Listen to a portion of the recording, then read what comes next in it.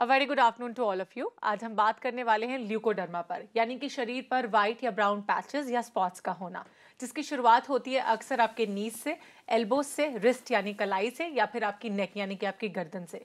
अगर इसके कॉजेज की बात की जाए तो ल्यूकोडर्मा जेनेटिक भी हो सकता है और इसके बहुत सारे अदर कॉजेज हैं, बहुत सारे सिम्टम्स भी हैं जिससे पता लगाया जा सकता है कि आपको ल्यूकोडर्मा है या नहीं। आपके सभी सवालों के जवाब देने के लिए और साथ साथ आपको ये बताने के लिए कि आयुर्वेद में क्या है इसका सॉल्यूशन और क्यों होता है ल्यूकोडर्मा, हमारे साथ मौजूद है हमारी एक्सपर्ट डॉक्टर विभा शर्मा, हमेशा की तरह। विभा जी, आपका बहुत बहुत स्वागत है। Thank you so much. सबसे पहले तो यही जानना चाहूंगी कि आयुर्वेद के अनुसार, जिस तरह से आयुर्वेद हर चीज को वात, पित्त और कफ से डिफाइन करता है, how will you define leucoderma? देखिए, जब कफ और पित्त का एग्रीवेशन हो जाता है और स्किन उसका एक जगह बनती है उसकी विकृति के लिए, तब ल्यूकोडर्मा जनरली होता है। और इसमें कफ और पित्त दोनों डिफरेंट नेचर के दोषाज हैं और डिफरेंट सिम्टम्स क्रिएट करते हैं। लेकिन जब दोनों उनकी जो बैलेंस है वो बिगड़ जाता है और दोनों एग्रीवेट होते हैं, तब ल्यूकोडर्मा होता है। इसलिए इस बीमारी को कष्ट साध्य श्रेणी में रखा गया है, यानी कि वो बीमारी जो मुश्किल से ठीक होती है। तो बहुत जल्दी ये ठीक हो जाएगी ऐसा अपने दिमाग में नहीं रखना चाहिए। वर्ड की कोई भी पैथी इसको बहुत जल्दी ठीक नहीं कर सकती है, लेकिन पेशेंस बनाए रखें, अपना खाना पीना ठीक रखें। इसमें खाने पीने को ठीक रखना बेहद जरूरी है और लाइन ऑफ ट्रीटमेंट को फॉलो करें कम से कम 6 महीने से लेके 1 साल तक, और ठीक हो जाने के बाद भी कम से कम 1 साल तक दवा जरूर खाते रहें। ओके, आपने बहुत अच्छी एडवाइस दी कि कम से कम 1 साल तक दवा खानी चाहिए और पेशेंस की इसमें बहुत जरूरत होती है, क्योंकि कहीं ना कहीं लोगों को लगता है कि ओवरनाइट कोई बीमारी ठीक हो जाए, तो ऐसा नहीं होता। अगर किसी भी बीमारी का आप इलाज करते हैं तो कम से कम उसमें आपको सब्र रखना पड़ता है, क्योंकि सब्र का फल हमेशा मीठा होता है। अभी हम पूजा से बात करेंगे। जी पूजा, वेरी गुड आफ्टरनून, क्या पूछेंगी? Good afternoon ma'am. जी गुड आफ्टरनून पूजा, बताइए। मैम, मेरा ये क्वेश्चन है कि मेरे फेस पे और मेरे जो फॉरहेड है ना, उस पे छोटे छोटे दाने हो जाते हैं और दूसरा मुझे पिंपल्स भी हो जाते हैं, लेकिन मुझे एज समझ कितनी है आपकी? मेरी एज इस टाइम 20 है। 20 इयर्स की है। यंग एज में मुझे लगता है कॉमन प्रॉब्लम है, कॉमन प्रॉब्लम है पिंपल्स। इस वजह से 2 ही 3 कारण होते हैं पिंपल्स के। एक तो ये कि आपके हार्मोन्स डिस्टर्ब हो जाएं, आपका पेट साफ ना रहता हो, या आप लोकली आपकी जो स्किन है वो सेबेशियस ग्लैंड उसमें ओवर एक्टिव हो, तो वहाँ पे ज़्यादा प्रोडक्शन होती है ऑयल की, जिसको आम भाषा में ऑयल कहा जाता है। और वहाँ पे जब डस्ट जम जाती है तो फिर इस तरीके की दिक्कत हो जाती है। बेस्ट ये है कि इसको अंदर से ठीक किया जाए।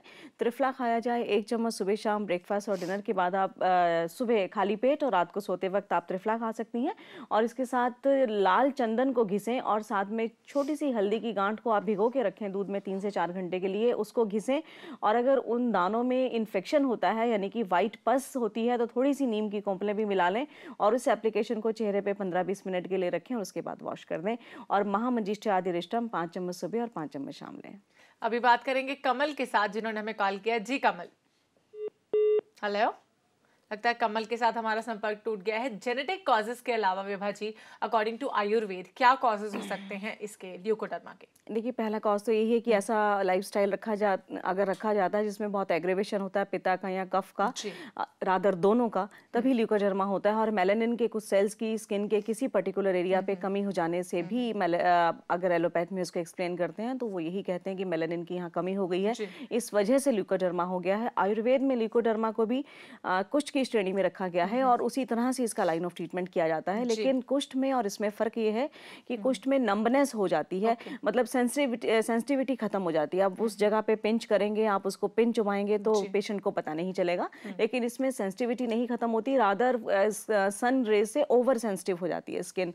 और खास तरह के कोई अनडिफाइंड जो पैचेस का जो स्टाइल होता है वो अनडिफाइंड होता है, मतलब राउंड नहीं होगा या खास एक शेप लेके नहीं होगा, डिफरेंट शेप्स के साथ। और जनरली आईज पे, लिप्स पे ये होता है और उसको काफी टफ हो जाता है ठीक करना। एग्जैक्टली। और हाथों की कलाइयों पर भी अक्सर देखा जाता है, उंगलियों के बीच में भी देखा जाता है। किस तरह से ल्यूकोडर्मा फैलता है इसके बारे में विभा जी बात करेंगे, लेकिन उससे पहले अंबिका से बात करते हैं।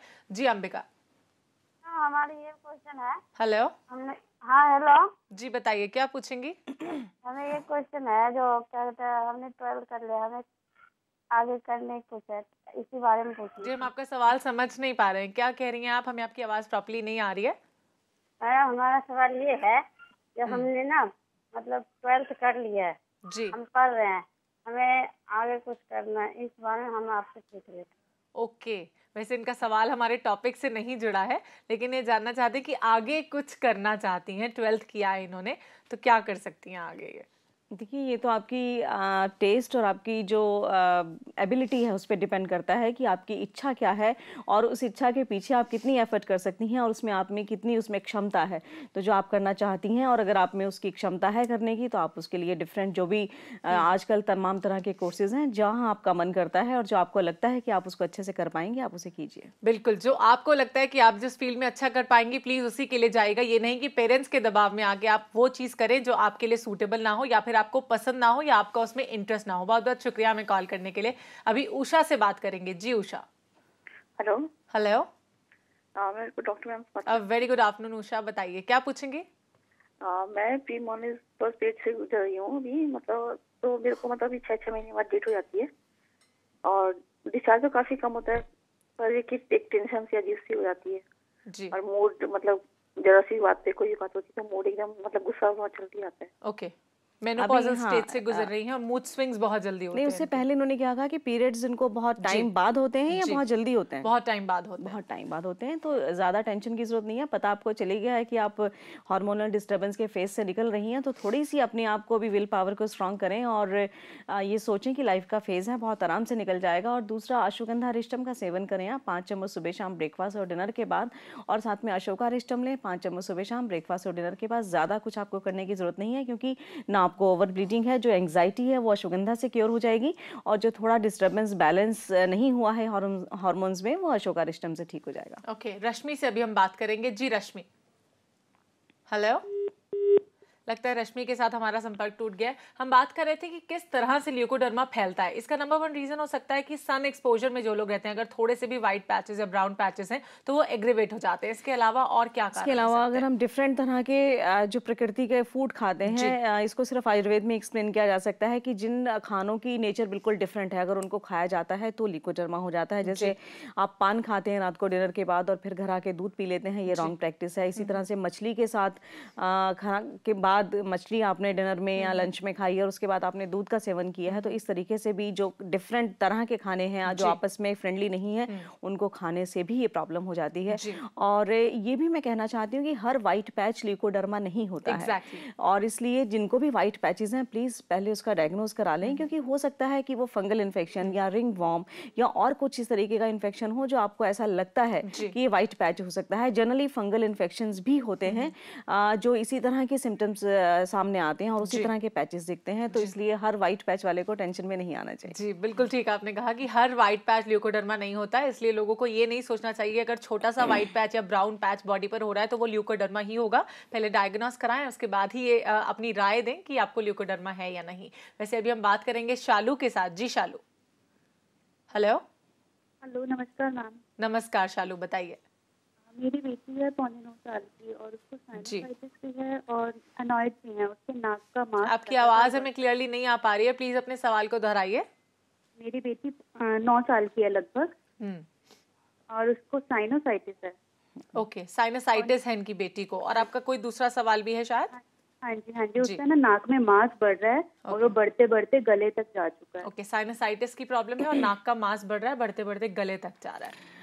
देखिए, ये साइनसाइटिस ऐसे ही स्टार्ट होता है जब नेजल पैसेज में इन्फ्लेमेशन होती है तो ये दिक्कत हो जाती है। इसका बेस्ट ट्रीटमेंट तो यही हो सकता है कि आप शायद दिल्ली से बोल रही हैं तो किसी अच्छे पंचकर्मा सेंटर में 10 to 14 डेज के लिए नस्यम ट्रीटमेंट आप कराएं, और साथ में आप अणु तेलम 4-4 बूंद दोनों नॉस्टल्स में अपनी बेटी के डालना शुरू करें। ये जो मांस है ये धीरे धीरे क्षरण होके ये निकल जाता है, इसमें सर्जरी कराने की आयुर्वेद के हिसाब से बिल्कुल भी ज़रूरत नहीं है। थोड़ी सी पेशेंस रखें और नस्यम का ट्रीटमेंट कराएं, और साथ में ऐसी दवाइयाँ खाएं अगर उसको वाकई ऐसा कफ फॉर्मेशंस भी होती है तब आप उसको वासारिष्टम दे सकती हैं 4 चम्मच सुबह शाम ब्रेकफास्ट और डिनर के बाद, और हरिद्रा खंडम 1 चम्मच सुबह शाम। लेकिन पहले आप डायग्नोज करा लें कि क्या उसके जो साइनस एरियाज हैं वहाँ पे कफ का प्रोडक्शन होता भी है या नहीं, या सिंपल एक मांस की जो ग्रोथ हो गई है उसी की वजह से ही ऑब्स्ट्रक्शन है। कोई भी है, अभी आप अनुतैलम डालना शुरू करें और किसी भी अच्छे पंचकर्मा सेंटर से यहाँ जाके आप इसका नस्यम ट्रीटमेंट करा सकती हैं। विभा जी भी ल्यूकोडर्मा के बारे में और बातचीत करेंगे, लेकिन अभी हमारे शो यानी कि कॉल फॉर केयर में वक्त हो गया एक छोटा सा ब्रेक लेने का।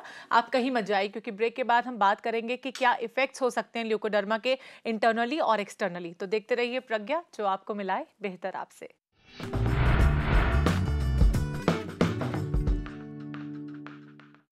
ल्यूकोडर्मा के बारे में अगर इंटरनली बात की जाए तो इंटरनली इसके कोई भी बैड इफेक्ट्स नहीं होते, यानी कि अंदर से इंटरनल तरीके से आपके बॉडी को किसी भी तरह से हार्म नहीं पहुंचाता, तो इसमें डरने की कोई बात नहीं होती। और अगर ल्यूकोडर्मा है तो एक्सटर्नली भी इतना बुरा नहीं लगता, लेकिन लोगों को लगता है कि अगर थोड़ा सा भी व्हाइट पैच या ब्राउन पैच उनकी स्किन या बॉडी पर हो रहा है तो खास करके लड़कियों को, तो वो उनकी ब्यूटी को वैनिश कर रहा है या कहीं ना कहीं खराब कर रहा है। तो ऐसा कुछ नहीं होता। इसमें सबसे पहले आपको अपनी विल पावर को स्ट्रॉन्ग करना होगा कि you are as beautiful as you are from internally. अंदर से अगर आप खूबसूरत है तो बाहर से आप खूबसूरत दिखेंगे ही दिखेंगे, उसमें तो कोई दो राय नहीं है। दूसरी चीज ये कि आपको अपना कॉन्फिडेंस लेवल कभी लो नहीं करना है, क्योंकि इस केस में लोग अक्सर सोशल गैदरिंग में उठने बैठने में घबराते हैं, उन्हें डर लगता है, नर्वस हो जाते हैं कि सामने वाला हमारे व्हाइट पैचेस को ही तो नोटिस नहीं कर रहा। तो सबसे पहले आपको इस केस में भी कॉन्फिडेंट होना पड़ेगा कि अगर आप किसी से बात कर रहे हैं या कहीं उठ बैठ रहे हैं सोशल गैदरिंग में तो कोई आपकी तरफ इतना गौर नहीं कर रहा है। And be confident as you are in your life. अभी हम बात करेंगे संध्या के साथ। जी संध्या। हेलो। हेलो जी संध्या, बताइए क्या पूछेंगे? Good afternoon ma'am. Very good afternoon Sandhya. Ma'am मेरे 2 क्वेश्चंस हैं जी। एक तो मेरे फेस पर ब्लैक छोटे छोटे डॉट्स से हैं, उसको कुछ डॉक्टर्स पिगमेंटेशन बोलते हैं, कुछ मोल्स बोलते हैं। तो वो किस वजह से और उसकी ट्रीटमेंट क्या है? और मुझे धूप में भी बहुत रहना पड़ता है बाहर। ओके, एज कितनी है आपकी संध्या? हेलो, एज क्या है आपकी संध्या? लगता है संध्या के साथ हमारा संपर्क टूट चुका है। एज नहीं बता पाई अपनी, लेकिन इनके चेहरे पर ब्राउन स्पॉट्स हैं। देखिए, क्योंकि आप बहुत ज़्यादा सन एक्सपोजर में रहती हैं तो स्किन की सेंसिटिव होने की वजह से ब्राउन स्पॉट्स आ जाते हैं और एज के साथ भी थोड़े से बढ़ते हैं। अगर आप मिडिल एज में हैं या आप अराउंड अर्ली 40s में हैं तो इस तरीके के जो निशान है वो होना स्वाभाविक हो जाता है, क्योंकि इस वक्त में बॉडी में हार्मोनल चेंजेस भी होते हैं। लेकिन अगर ये वाकई मोल्स हैं तो मोल्स का किसी दवा से ट्रीटमेंट नहीं किया जा सकता है। और अगर ये पिगमेंटेशन है तो आप इसको ठीक कर सकती हैं। आप लीजिए पटोल मूलादि कषायम 3 चम्मच सुबह शाम ब्रेकफास्ट और डिनर से पहले, और मंजिष्ठाध्यारिष्टम 5 चम्मच सुबह और 5 चम्मच शाम ब्रेकफास्ट और डिनर के बाद। 4 मुनक्का आप रात को भिगो के रखें और सुबह उनका बीज निकाल के उनको दूध के साथ लें, और 1 आंवले का मुरब्बा रोज खाएं। इनसे अंदर से भी आपकी वीकनेस खत्म होगी और जो ये स्पॉट्स आ गए हैं वो भी कम आने शुरू हो जाएंगे। और थोड़ा सा कोशिश करें कि धूप में आप कम रहें। और सबसे बड़ी बात है कि जब रात को आप घर आके सोती हैं तब आप लाल चंदन घिसें चकले के ऊपर, और उस पेस्ट को, चंदन का जो पेस्ट तैयार हुआ है उसको आप चेहरे पे लगाएं थोड़ी देर के लिए, उसके बाद वॉश कर दें। सिर्फ इतना ही करें। लेकिन अगर मोल्स हैं तब वो किसी दवा से नहीं हटाए जा सकते हैं। ओके, अभी हम बात करेंगे, एक और कॉलर है हमारे साथ। हेलो, प्रिया है, हमसे बात करेंगी। जी Priya. Hello, good afternoon ma'am. Very good afternoon Priya, बताइए। मैम मेरी एज 23 ईयर्स है और मुझे 3-4 साल से ल्यूकोडर्मा की प्रॉब्लम है जी। और मैंने इसका इलाज मैं करवा रही हूँ, कंटिन्यू है, और काफी सारे ठीक भी हो चुके हैं इससे, बस पूरी तरह से ठीक नहीं हुए हैं। और मैं कोई भी खट्टी चीज खाती या विटामिन तो ये दाग बढ़ने लगते हैं, नए दाग आ जाते हैं। तो क्या मैम ऐसे मैं प्रेगनेंसी कंसीव कर सकती हूँ और इससे मेरे बेबी, होने वाले बेबी को कोई प्रॉब्लम नहीं होगी ना? और मैं जान चाहती हूँ अगर मैं प्रेगनेंसी कंसीव करती हूँ तो मुझे कौन सी डाइट लेनी चाहिए जिससे कि ना मुझे ये दाग बढ़े और बेबी भी ठीक। Okay, very nice question. बहुत अच्छे से इन्होंने ऑनेस्टली बताया भी कि इलाज ले रही है लेकिन पूरी तरह ठीक नहीं हुआ, कुछ एक फर्क जरूर पड़ा। देखिए, कंसीव आप जरूर कर सकती हैं, लेकिन आपके बच्चे को जेनेटिकली चांसेस हो सकते हैं ल्यूकोडर्मा होने के। लेकिन इसके अलावा कोई ऐसा कारण नहीं है जिसकी वजह से आप प्रेगनेंसी में वो हैम्पर करें। आप अपने बच्चे को या फीटस को ठीक से कैरी नहीं कर पाएंगे। ये चांसेस जो ल्यूकोडर्मा होने के हैं वो तो हर हालत में रहेंगे ही, क्योंकि जेनेटिकली ये जो बीमारी आगे कैरी ऑन करता है बच्चा। लेकिन अब इस चीज़ से डर के आप अपनी फैमिली को बनाने से नहीं रोक सकती हैं। डाइट में वाकई इसमें खट्टी चीज़ें, दही और खासकर इमली की चीज़ें और टमाटर की चीज़ों का जो इस्तेमाल है वो कहीं से भी फ़ायदेमंद नहीं रहता है। अगर आप प्रेगनेंसी को थोड़ा लेट प्लान करती हैं तो अपने आप को आयुर्वेद की तरफ शिफ्ट कर सकती हैं। जो भी आप दवा खा रही हैं उसके साथ बाकुची का चूर्ण 1 चम्मच सुबह शाम दूध के साथ लें, और चक्रमद के जो बीज हैं उनको अच्छे से पाउडर कर लें और उनको गौमूत्र में डुबो के रखें 40 से 48 घंटे के लिए, और उसके बाद उनका अपने वाइट पैचेस पे लेप करें। आप बहुत जल्दी ठीक हो जाएंगी।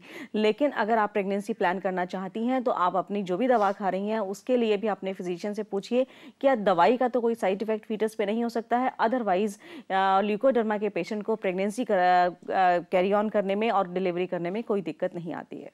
सबसे पहले एक एसएमएस उठाना चाहूंगी इसके बाद में। इन्होंने लिखा है, इनका नाम है करुणा, इनकी मॉम को है थायराइड और उनका मानसिक संतुलन भी ठीक नहीं रहता, इन्होंने लिखा है, और उनका वजन भी बढ़ता जा रहा है, तो क्या कर सकते हैं इस केस में?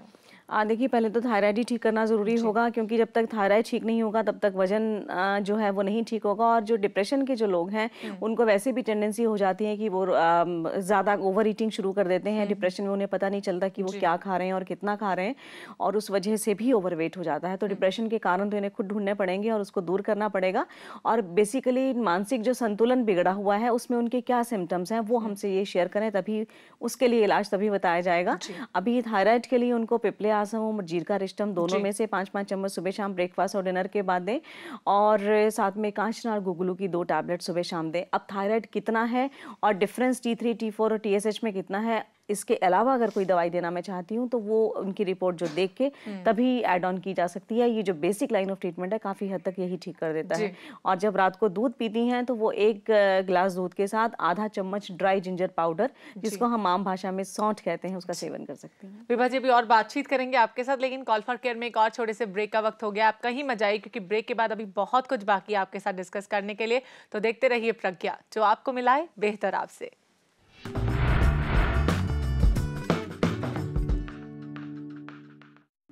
As according to the population of our country, 1000 person में से 1 पर्सन को ल्यूकोडर्मा होने के चांसेस हो सकते हैं। और ये कोई इतनी बड़ी बीमारी नहीं होती जिसके लिए बहुत ज़्यादा टेंशन ली जाए या बहुत ज़्यादा घबराया जाए। हाँ, इसे पेशेंस के साथ साथ, यानी अगर आप में सब्र है तो इसे ठीक ज़रूर किया जा सकता है, इसे अपनी बॉडी से हटाया भी जा सकता है। अभी हम बात करेंगे अदा के साथ, जिन्होंने काठमांडू से हमें कॉल किया है। जी अदा, बताइए। हेलो, अस्सलाम वालेकुम। वालेकुम अस्सलाम। अदा, बताइए क्या सवाल है आपका? मैम, मैं पूछना चाहती हूँ कि मेरे को पीरियड्स बहुत डिले होते थे, तो इसलिए मैं डॉक्टर को दिखाया, तो उसने बोला कि मुझे राइट ओवरी में सिस्ट है। तो मैंने उसका 4 मंथ्स तो मेडिसिन लिया है, बट उसके बाद मैंने कोई चेकअप नहीं कराया है। और मैम, मेरा वेट लूज हो रहा है और पीरियड्स होते तो बहुत पेट में दर्द भी होता है। और मैम, एक और कहना है, क्वेश्चन था आपसे जी कि मेरी एक एल्डर सिस्टर है, उसकी एज 19 इयर्स है। हम उसकी हाइट नहीं बढ़ने से सब उसकी शादी के लिए रिजेक्ट कर रहे हैं। मैम प्लीज, अगर आप कुछ हेल्प करें, कुछ इलाज बताएं। कितनी हाइट है आपकी सिस्टर की? It's 4'10" I guess. ओके, 4'10" है हाइट। लेकिन अदा, मैं आपसे पहले पूछना चाहती हूँ कि जो आपकी सिस्ट थी ओवेरियन में, क्या आपने उसकी नेचर टेस्ट कराई थी कि वो किस तरह की सिस्ट है? मैम, मैंने तो बस अल्ट्रासाउंड कराया थी, फिर गायनेकोलॉजिस्ट जो लेडी डॉक्टर थी उन्होंने बताया कि सिस्ट है, तो उन्होंने बस मेडिसिन दे दी। और सिस्ट का साइज क्या है? I don't know ma'am. चलिए, ये सबसे रॉन्ग प्रैक्टिस है। जब भी सिस्ट होती है तो हमें ये चेक कर लेना चाहिए कि सिस्ट की नेचर क्या है, क्योंकि आपका वेट भी बहुत लूज हो रहा है और ओवेरियन सिस्ट जनरली ट्यूबरक्लोसिस के इन्फेक्शन की वजह से भी हो जाती हैं। आई मीन टू से कि ओवरीज में ट्यूबरक्लोसिस हो सकता है, जिसकी वजह से वहाँ सिस्ट बनती हैं, और जो उनका ट्रीटमेंट है वो NTT के हिसाब से ही किया जाता है, यानी कि एंटी ट्यूबरकुलर ट्रीटमेंट ही उसका किया जाता है। तो एक तो आपसे रिक्वेस्ट है कि आप एक फ्रेश अल्ट्रासाउंड कराएं, उसमें आपको पता चलेगा कि जो सिस्ट थी उसका साइज रिड्यूस हुआ है कि नहीं। अगर वो साइज रिड्यूस हो गया है या वो सिस्ट डिसॉल्व हो गई है, फिर कोई टेंशन की बात नहीं है। लेकिन अगर सिस्ट परसिस्ट करती है अभी और सिस्ट का साइज भी अगर बड़ा हुआ है, तो आपको ट्यूबरक्लोसिस के लिए ज़रूर इन्वेस्टिगेशन करा लेनी चाहिए। और अगर सिस्ट का साइज थोड़ा बड़ा है तो FNAC एक टेस्ट है, जिसमें उस सिस्ट में से थोड़ा सा पानी या सेल निकाल के उसे चेक कर लिया जाएगा कि इसमें जो ये नेचर है इस सिस्ट की वो कहीं ट्यूबरकुलर तो नहीं है। तभी आप लाइन ऑफ ट्रीटमेंट अपना कंप्लीट कर पाएंगी और तभी वो सिस्ट ठीक हो पाएगी, क्योंकि आपके साथ एक क्लियर कट एसोसिएटेड सिम्टम चल रहा है कि आप वेट लूज कर रही हैं। तो ये दोनों सिम्टम्स इंडिकेट करते हैं कि ये ट्यूबरकुलर हो सकती है, तो प्लीज़ इसके लिए इन्वेस्टिगेशन कराएं। और जहाँ तक आपकी बहन की हाइट की बात है, कोई भी दुनिया में दवा ऐसी नहीं है जिससे हाइट बढ़ाई जा सके। हाइट बेसिकली पेरेंट्स की तरफ से जो जेनेटिकली फैमिली में एक ऑप्टिमम हाइट होती है वही बच्चा लेता है, और क्योंकि एज भी 19 ईयर्स हो चुकी है तो बहुत ज़्यादा एफर्ट नहीं किया जा सकता। ये है कि डाइट में प्रोटीन थोड़ा सा ज़्यादा लें, और योगा में कहें तो ताड़ासन थोड़ा सा ज़्यादा करें और पश्चिमोत्तानासन वो करें।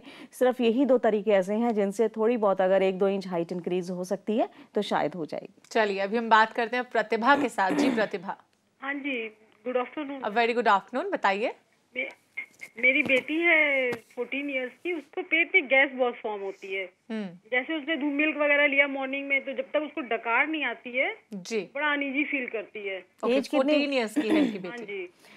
क्या उसको रात को अगर दूध देते हैं तो भी ऐसा होता है? लगता है प्रतिभा हमारे साथ नहीं है। अच्छा, जनरली लैक्टिक एसिड जब इंटॉलरेंस हो जाती है तो इस तरीके की प्रॉब्लम हो जाती है कि दूध पीने के बाद जो ये प्रॉब्लम है थोड़ी सी बढ़ जाती है। तो कोशिश करें कि आप ब्रेकफास्ट में दूध ना दें, दूध रात को सोते वक्त दें, और जो उसको दूध देना है उसमें 1 चम्मच सौंफ और 1 मोटी इलायची बॉयल करके वो वाला दूध उसको पीने को दें। तो किसी तरह की डिस्टर्बेंस उसको बॉडी में नहीं होगी और सुबह पेट भी अच्छे से क्लीन होगा। और दूसरी बात ये है कि जो उसको अगर वैसे भी सारा दिन ये प्रॉब्लम रहती है खाने के बाद, तो हींग वाष्टिक चूर्ण थोड़ा सा घी मिला के जब वो लंच करती हैं उसी टाइम फर्स्ट बाइट के साथ दें, और ऐसा ही 1 चम्मच रात को दें। और गैसेक्स टैबलेट हिमालय ड्रग्स की मेक है, 2 टैबलेट सुबह और 2 टैबलेट शाम को खाने के लिए दें, बहुत जल्दी ठीक हो जाएगी। लेकिन कॉन्स्टिपेशन ना रहे ये आप उसको खास ख्याल रखें, और इंडिकेट करें कि अगर कॉन्स्टिपेशन रहती है तो अपनी डाइट को चेंज करके उसमें थोड़ा सा इंप्रूवमेंट करने की कोशिश करें। इसी तरह का एक SMS भी हमारे पास कमलेश ने भेजा, सेम SMS, केयर गैस बहुत बनती है और इन्हें लूज मोशंस भी लगे हुए हैं, भूख भी इन्हें कम लगती है, तो क्या कर सकती है? देखिए, क्योंकि जब डाइजेशन ठीक नहीं होता है और टॉक्सिन्स अच्छे से क्लियर नहीं होते हैं तो गैस्ट्रिक प्रॉब्लम हो जाती है। इनको लेनी चाहिए कुटज घनवटी 2 टैबलेट सुबह शाम ब्रेकफास्ट और डिनर के बाद, और साथ में डायरेक्ट टैबलेट, ये भी हिमालय ड्रग की मेक है, ये भी 1 टैबलेट सुबह शाम ब्रेकफास्ट और डिनर के बाद ले सकती हैं। और शिवक्षार चूर्ण और हींग वाष्टिक चूर्ण दोनों को मिक्स कर लें, 100 ग्राम्स ले लें, और दोनों में से 1-1 चम्मच सुबह शाम ब्रेकफास्ट और डिनर के बाद थोड़े से गर्म पानी के साथ लें। और सबसे अच्छा तरीका है ये, जिनको खैर इनको तो क्योंकि पेट में प्रॉब्लम है इस वजह से इनको दवा बताइए, अदरवाइज 1 चम्मच सौंफ, 1 चम्मच जीरा, 1 चम्मच अजवाइन और 1 मोटी इलायची 2 गिलास पानी में डाल के इसे धीमी आंच पे पकने दें। जब 1 गिलास रह जाए तो उसको छान के इसको 2 डिवाइडेड डोजेस में, यानी कि आधा गिलास आप सुबह पी लें और आधा गिलास शाम को पी लें, तो 90% तो गैस और अफारा की प्रॉब्लम इसी से ठीक हो जाती है। वैसे बहुत ज्यादा वक्त विभा जी हमारे पास नहीं बचा है, लेकिन फिर भी एक SMS लेना चाहूंगी, बिकॉज हिंदुस्तान की बहुत सारी जनता कॉन्शियसली ये जानना चाहती है कि वजन कैसे कम किया जाए, तो क्या हो सकता है इसका सॉल्यूशन? देखिए, वजन कम करने का सबसे बेस्ट तरीका तो है कि आपने जो खाने का स्टाइल है, जो आपका खाने में जो मेन्यू है, लाइफस्टाइल जो हो रहा है, खाने का मेन्यू चेंज किया जाए, प्रोटीन्स हटा दी जाएं, कॉम्प्लेक्स कार्बोहाइड्रेट्स लिए जाएं, जो उसी टाइम उतने ही खाए जाएं जितना डे टू डे लाइफ में आप उसको कंज्यूम कर लें। तो और उसके साथ थोड़ी सी एक्सरसाइज बढ़ाई जाए। आजकल बाजार में फिजिकल एक्टिविटी बढ़ाई जाए, बाजार में जो पिसा हुआ आटा आता है उसको खाना बंद किया जाए, गेहूं लेके पिसवाए जाएं और विद ब्रान रोटी खाई जाए, और गेहूं के साथ चना अगर पिसवाया जाए, यानी कि हाफ रेशो ली जाए जो ओबीज लोग हैं उनके लिए, और जो डायबिटिक लोग हैं उनके लिए भी ये बहुत ही सर्वोत्तम दवाई है। 1 कटोरी नॉर्मल आटा और 1 कटोरी चना आटा लेके आप उसकी रोटी खाएं, दालें और नॉनवेज बंद करें, मीठा बिल्कुल बंद करें, तो मुझे लगता है इस तरीके से 3 से 4 किलो जो वेट है वो 1 महीने में चला जाता है। विभा जी, आप यहाँ पर आए, आपने बहुत ही अच्छे से बताया कि क्या कर सकते हैं वजन कम करने के लिए, साथ साथ ल्यूकोडर्मा पर भी हमने बात की क्या हो सकता है इसका सॉल्यूशन। इसके लिए आपका शुक्रिया। Thank you so much.